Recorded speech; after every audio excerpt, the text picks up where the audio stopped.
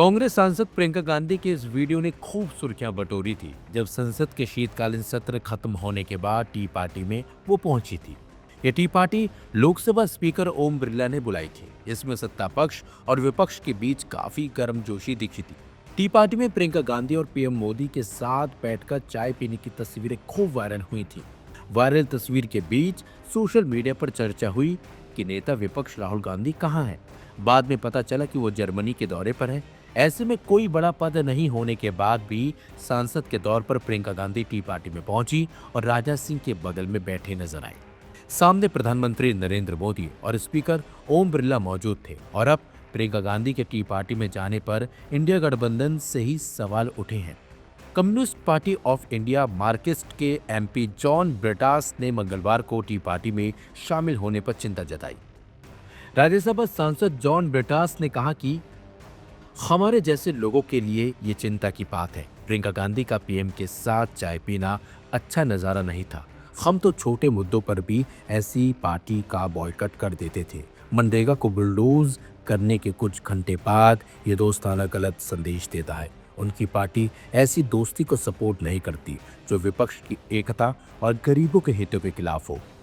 John Brittas ने इसे दुखद और गलत मैसेज बताया। You see the entire opposition has opposed the G Ramji bill in parliament, and after the sine die of the Lok Sabha, you see the Tea Party where the Priyanka Gandhi has joined with government also. Your question is absolutely correct, and this has been a matter of concern for people like us. Just couple of hours after bulldozing through the parliament to eliminate Manrega, to assassinate Mahatma Gandhi again, it was not a good scene for us to see that Priyanka Gandhi and others sitting at the tea party along with the Prime Minister. We would have expected that a better wisdom would have guided them. And I can also tell you that for a comparatively insignificant issues, we stayed away from such tea parties. Last monsoon session, why did we stay away? We stayed away because the government was not prepared for a discussion on a SIR. Earlier also, when Waqf bill was bulldozed, we stayed away. During the last winter session, I remember that in the name of Amit Shah ji, insulting the memory of Ambedkar, we didn't participate in that. Compared to all those boycotts, this was a huge, humongous issue. The question of 50 crore people thrown to the streets of India and the second assassination of Mahatma Gandhi. Such a spectacle of Priyanka Gandhi having a cup of tea along with Prime Minister just after few hours, couple of hours after this bulldozing of Mahatma Gandhi. It was not a sad scene for us. It has sent a wrong message to the hapless people of this country. And I don't subscribe to such bonhomie, which is detrimental to the unity of the opposition and also the betterment of the poor people of this country. हालांकि यहाँ आपको ये भी बता दें कि पिछले सत्र में भी राहुल गांधी टी पार्टी में नहीं गए थे। 21 अगस्त 2025 को मॉनसून सत्र के खत्म होने के बाद ओम बिरला ने सभी सदस्यों के लिए चाय मीटिंग रखी थी, लेकिन इस बैठक में राहुल गांधी समेत विपक्ष का कोई नेता नहीं पहुंचा था और चाय पार्टी का बहिष्कार किया था। लेकिन इस बार की टी पार्टी में प्रियंका गांधी पहुंचकर सवाल खड़े कर दिए हैं। टी पार्टी में प्रियंका के पहुंचने पर इस वजह से सवाल उठ रहे हैं क्योंकि मनरेगा का नाम बदलने पर कांग्रेस मोदी सरकार पर हमलावर रही है। सोनिया गांधी से लेकर राहुल गांधी तक ने इस मुद्दे पर मोदी सरकार को घेरा था। खुद प्रियंका गांधी ने संसद में सवाल उठाए थे और उन्होंने पूछा था कि पता नहीं इन्हें नाम बदलने की क्या सनक सवार है। क्या कुछ बोली थी लोकसभा में प्रियंका गांधी, वो आपको सुनाते हैं। मेरा जो इस बिल पर ऑब्जेक्शन है सर, ये जो कानून है इसके तहत हमारे गरीब भाई बहनों को जो रोजगार की कानूनी गारंटी मिलती है, जो अधिकार मिलता है, वह इस योजना में मांग के आधार पर संचालित होता है। मतलब जहां जहां रोजगार की मांग है वहां इस योजना द्वारा 100 दिनों का रोजगार अनिवार्य है, देना अनिवार्य है। इसके साथ साथ केंद्र से इसके लिए जो पूंजी जाती है वो भी मांग पर आधारित होती है। यानी कि इस योजना के लिए जितने पैसे जहां भेजने हैं, कितने भेजने हैं, वह ज़मीनी परिस्थितियों पर आधारित होता है और मांग के आधार पर निर्धारित होता है।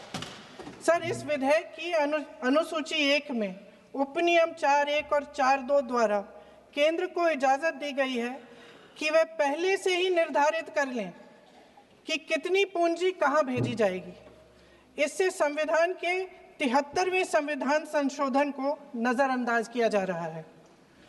सर महोदय, इसके जरिए ग्राम सभाओं को इस योजना की मांग की ज़मीनी परिस्थितियों के आधार पर तय करने का पूरा अधिकार दिया जाता था। आज वो अधिकार कमजोर किया जा रहा है। सर, आखिर बात है, एक मिनट, जब आप इस पे पूरी डिटेल चर्चा हो तो आप डिटेल बोलना। इस पे आपकी पार्टी शुरुआत है सर, अभी एक शुरुआत है। सर जो हमारे संविधान की जो मूल भावना है कि हर एक व्यक्ति के हाथों में शक्ति होनी चाहिए, वही मूल भावना पंचायती राज में है और उस मूल भावना के विरोध है ये जो अधिनियम जो ये विधेयक आ रहा है।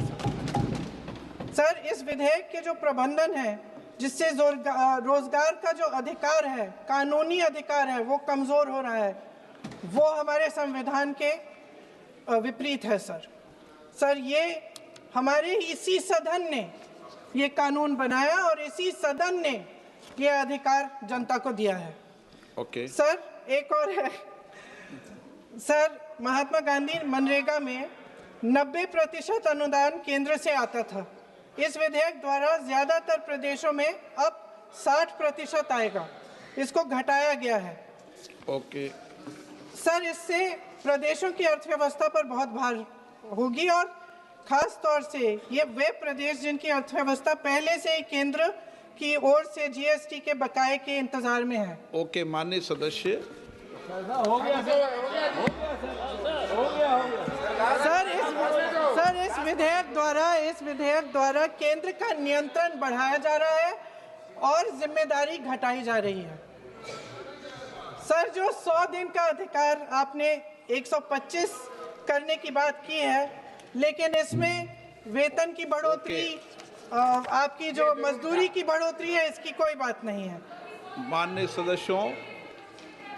सर, ये सही बात है कि अभी तक जो बकाया है वो ही पूरा नहीं हुआ है। माननीय सदस्य गणों, मैं आपसे आग्रह सर, आखिरी बात ये है सर कि हर योजना का नाम बदलने की जो सनक है, ये समझ में नहीं आती है। सर, जब ये किया जाता है तो सरकार, केंद्र को पैसे खर्चने पड़ते हैं। माननीय सदस्यों, मैं आपसे आग्रह करता हूं, ये सर, आप पोस्टर रख दे नीचे। मैं ये रख दूं? नहीं, आप पीछे वाले माननीय सदस्य। आप 72 में नियम में विरोध कर दें आप। ठीक। सर, आखिरी पॉइंट है कि बिना चर्चा के, बिना इस सदन की सलाह लिए इस तरह से जल्दी में विधेयक को पास नहीं होना चाहिए। सर, ये विधेयक वापस लिया जाना चाहिए। इसके बदले में सरकार को एक नया विधेयक पेश करना चाहिए। खत्म करूं? महात्मा गांधी जी मेरे परिवार के नहीं थे, लेकिन मेरे परिवार जैसे ही हैं और इस पूरे देश की यही भावना है। सर, सर, इस पूरे देश की यही भावना है। माननीय सर, आखिरी बात, सर, आखिरी बात यह है कि गहन जांच पड़ताल और व्यापक चर्चा के लिए इसे कम से कम स्थायी समिति के पास भेजा जाना चाहिए और कोई विधायक किसी की निजी महत्वाकांक्षा, सनक और पूर्वाग्रहों के आधार पर न तो पेश होना चाहिए और न ही पास होना चाहिए। धन्यवाद। माननीय सदस्यगण।